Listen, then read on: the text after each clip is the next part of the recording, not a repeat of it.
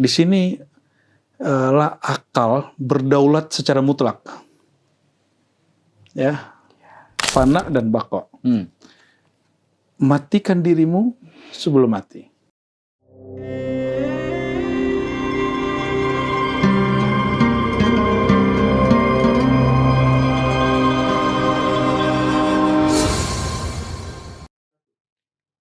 Bismillahirrahmanirrahim. Assalamualaikum warahmatullahi wabarakatuh. Sahabat Ribat, dimanapun Anda berada di seluruh Nusantara, kita berjumpa kembali dalam konten yang sangat menarik ini, yaitu dengan nama Kasaf, Kajian Akidah Filsafat. Tentunya pada kesempatan kali ini kembali kita aturkan puji serta syukur kehadirat Allah SWT, dan tentunya selawat beriringan salam kepada penghulu dan panglima sekalian alam, Nabi Muhammad SAW. Alhamdulillah, pada episode yang keempat ini kita berjumpa kembali, dan insya Allah ini akan selalu sambung menyambung dengan episode-episode selanjutnya.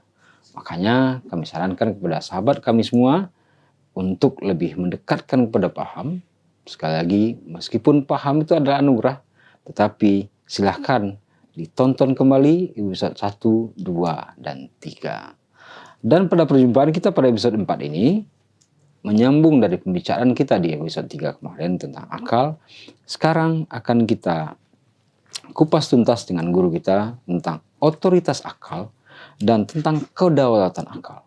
Sejauh mana kemampuan akal dan bagaimana ketika akal itu tidak mampu memecahkan persoalan, apa yang harus kita lakukan. Alhamdulillah, sahabat Ribat, bersama kita telah hadir guru kita, Buya Dr. Ar-Razi Hashim MA. Assalamualaikum ya. Assalamualaikum. Barangkali mempersingkat antaran, kami silahkan langsung kepada Buya tentang kedaulatan atau otoritas akal ini. Dan sampai di mana dia, dan setelah itu kita mau ngapain lagi nih? Kalau akal itu sudah mentok misalnya, atau sudah bosan misalnya. Monggo ya. Bismillahirrahmanirrahim. Alhamdulillah, salatu wassalamu ala rasulillah, amma ba'du. Allahumma salli ala aqalin nas Sayyidina Muhammad wa ala alihi wa sahbihi ajma'in. Menarik pembahasan tentang kedaulatan akal, karena selama ini banyak orang berpikir dia mengerti tentang sejauh mana akal itu punya berdaulat. Sehingga yang terjadi, kalau dia tidak faham, maka dia mengatakan ini tidak masuk akal. Padahal jadi akal, jika dia jadikan sebagai fasilitator, dia punya ranah, disebut dengan makulat. Makulat itu objek yang dapat disentuh oleh akal. Lalu akal ini kerjanya apa? Kerja akal itu al-fikru. Dia berpikir. Atau an-nazaru. Dia menatap, menganalisis.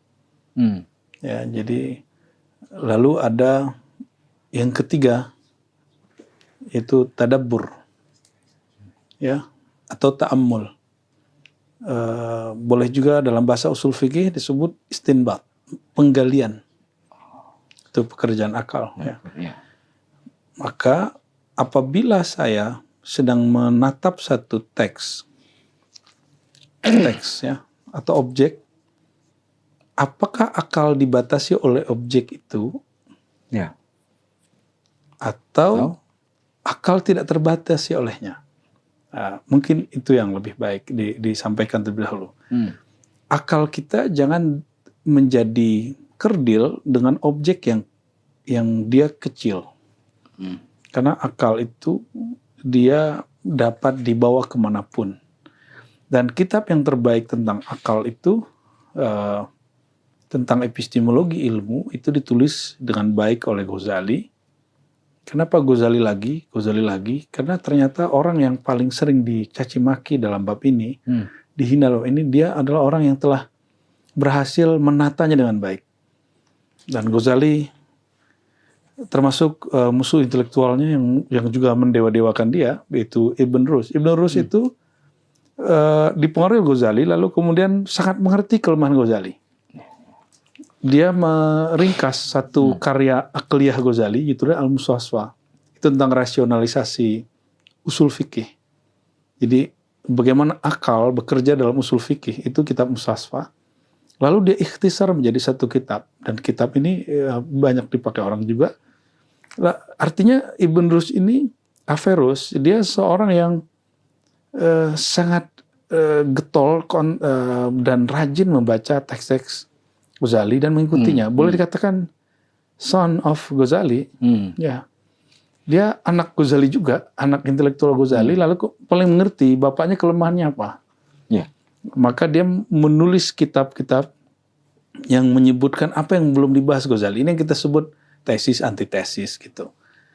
Bukan berarti Ibn Rushd lebih pintar dari Ghazali atau Ghazali lebih mulia dari Ibn Rushd. Apa kata Ghazali? Akal itu bisa berkaitan dengan objeknya empirik. Maka dia berpikir dengan alatnya. Apa alat akal ketika fasilitas yang digunakan akal ketika dia, atau semacam kita punya alat hari ini misalnya radar gitu. Lalu penangkap sinyalnya apa gitu. Jangan kemudian dikatakan alat penangkap sinyal itu adalah teknologi yang jadi spirit dia, tidak. Akal itu menggunakan panca indera untuk menatap sesuatu, disebut dengan objeknya disebut mahsusat. Sesuatu yang empirik, yang dapat ditangkap secara panca indera. Dan ini melahirkan ilmu yang kita sebut hari ini ilmu-ilmu memorize, ilmu hafalan, ilmu teks, termasuk juga semua yang berkaitan dengan naklul alfaz, ya, hanya menukil teks, hanya ilmu-ilmu zahir. Tapi nanti dia turunannya apa? Ketika dia menatap alam, tidak hanya menceritakan alam secara deskriptif. Jadi ilmu yang menceritakan suatu secara deskriptif, hanya menceritakan saja, itu akal tugasnya saat itu hanya menceritakan apa yang ditampak, tapi dia tidak mengkritisi. Apabila dia mulai mengkritisi, maka dia masuk ke bab yang disebut epistemologi rasional. Dia mulai mengkritisi. Jadi setelah menatap, dia mengkritisi, menatap, menganalis, mengkritisi. Nah, sehingga muncul kemudian beberapa mungkin makna-makna baru yang dapat ditangkap oleh akal. Nah, di sini lah akal berdaulat secara mutlak. Ya. Di bagian mana? Di saat dia menatap sesuatu, menganalisisnya, lalu kemudian memaknainya atau menyimpulkannya. Inilah daulatnya, kedaulatan akal. Ya. Jadi dia mesti ada objek yang dia lihat, yang dia dengar. Objek ini dapat dianalisa. Jadi ada objek yang tidak dapat dianalisa, ada yang objek yang dapat dianalisa. Nah, apabila dia dapat dianalis, dapat dikritisi, maka ini bagian dari akal. Ya, gitu. Maka yang wilayah akal apa aja? Jadi makulat itu, objek akal itu sesuatu yang masih dapat difikirkan. Ada yang tidak masuk akal, ada yang akal tidak sampai. Oh, berbeda ya? Beda. Ghair makul dengan la yudrikuhul akal. Sesuatu yang tidak masuk akal, artinya bertentangan dengan akal, bahwa ada dua pencipta di satu alam yang sama, itu akal menentangnya. Karena jangankan pencipta, ada dua ketua di satu organisasi itu gaduh. Apalagi organisasi alam semesta. Jadi akal menggunakan analog untuk menetapkan bahwa Tuhan itu ada. Jadi pekerjaan akal dalam kedaulatannya apa pekerjaan dia? Pekerjaan dia setelah tadi menatap, melihat, menganalisa, yang dilakukan ada kalanya menetapkan apa yang dia lihat atau menolak apa yang dia lihat. Jadi isbatu syai' wa nafyu. Ya, menetap sesuatu atau menolak. Itu tugas daripada akal, job akal seperti itu. Ya. Lalu akal, misalnya kalau Buya Mursal ini menikah, hitung-hitungannya misalnya pengeluarannya segini segala macam, itu urusan akal. Itu akal yang main. Ya. Tapi itu akal yang sangat kerdil sekali. Padahal ada yang lebih besar dari itu, yaitu experience, pengalaman. Ya. Tapi pengalaman yang disebut oleh orang-orang ilmuwan itu bukan pengalaman beragama, bertuhan. Ketika misalnya saya melihat satu benda, satu barang herbal misalnya, betulkah dia obat? Maka dia harus diuji di lab. Diuji dengan sekian orang, sekian bulan, dan Ibnu Sina melakukan itu. Eksperimen ini juga masih bagian dari akal. Dia disebut oleh Ibnu Khaldun dengan al-aqlu at-tajribi. Akal yang melakukan proses pengujian, observasi. Observasi di sini ya. Nah, ini wilayah-wilayah akal. Tapi ini wilayah akal kepada objek yang empirik. Oke. Empirik. Ada wilayah akal yang akal tajribi tidak masuk. Dia masuk kepada akal zauki. Apalagi nih ya, akal zauki. Akal yang boleh masuk ke wilayah rasa. Pekerjaan dia masih sama. Menetapkan sesuatu atau menidakkannya.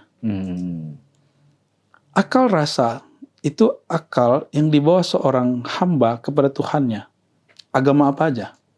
Karena akal ini tidak ada agamanya. Akal itu dari sumber agama, yaitu Tuhan.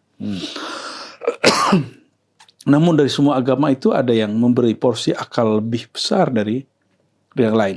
Dan kata para filosof terdahulu, la dina liman la aqlala.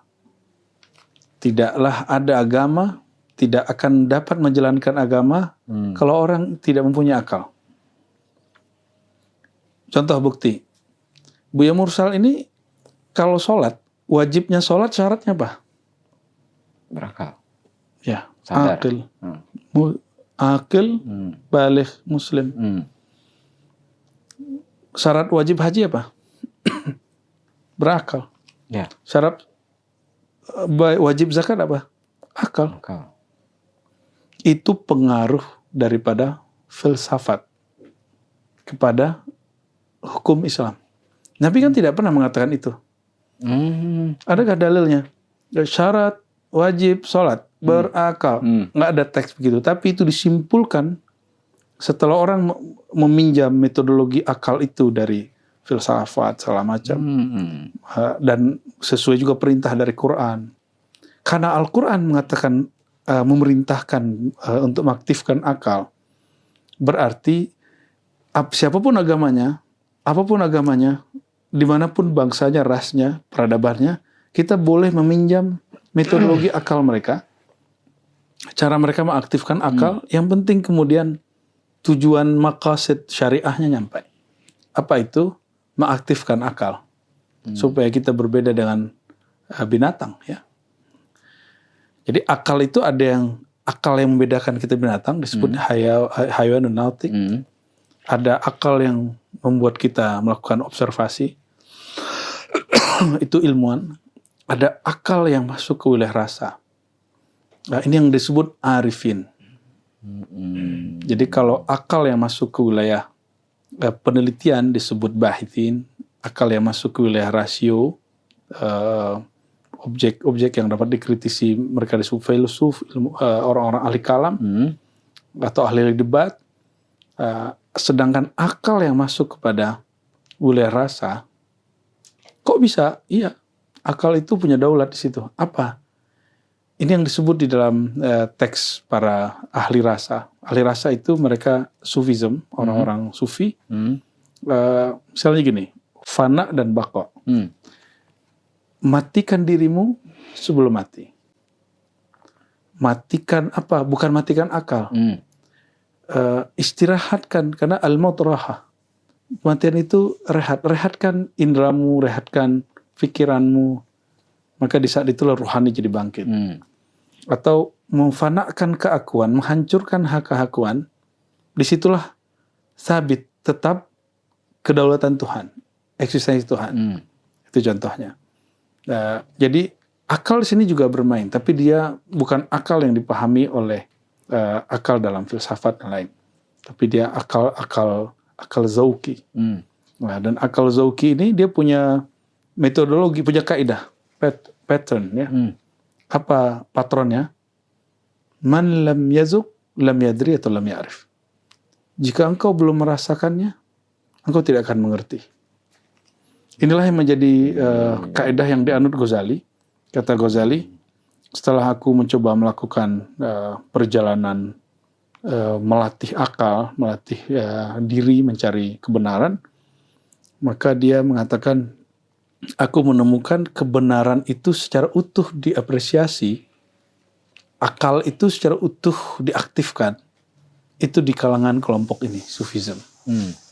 Ya, itu yang membuat ribat kita mengkaji ilmu kalam, filsafat, ya, dan domain terakhir kita adalah kajian tasawuf.